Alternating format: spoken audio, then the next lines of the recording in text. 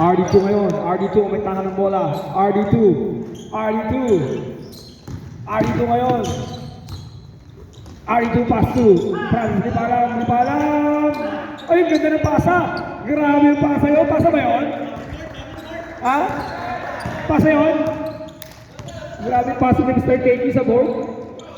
Wala pa eh. Ayun yan, ang ganda ng pasa sa ilalim. Mahina lang, narinig ni RJ Mongkal.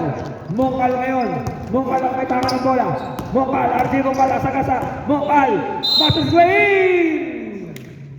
Time finish. 11 kids. Same last time. 12, no. Our time is until 12 o'clock. That's why we gave us before 1 o'clock. As before, as usual. Last. We're talking 12, 14 maybe like 45. 45. I'll talk with the cleaner. I now call it 40. 12, 45. Before 1. I always give them. I help them. Yeah. Okay. So, dalawa? Pares. 44, 37. Okay.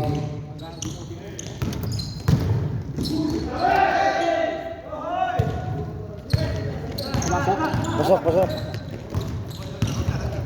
44-39. 5-point lead. Yun ay steal. Julius Sumali. Binigay kay Kunanan. Papagaling si Kunanan. Kunanan ngayon. Ayun lang miscommunication pero narikover. Ay! Hindi na.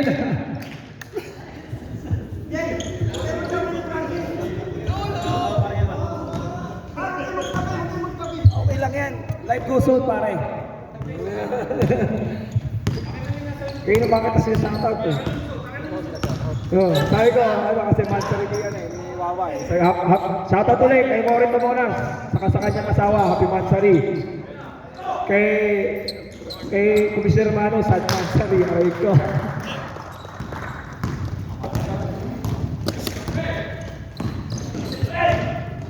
Julius Sumali, basic yan, wala, pero ano si Kunanan, nakakuha ng foul, si Mr. Kunanan. Habibi. Tatlo kayo. Dito ka na pare. Second personal foul, Habibi. Ayan, doon kayo tatlo kayo pumito. Sige. Maganda.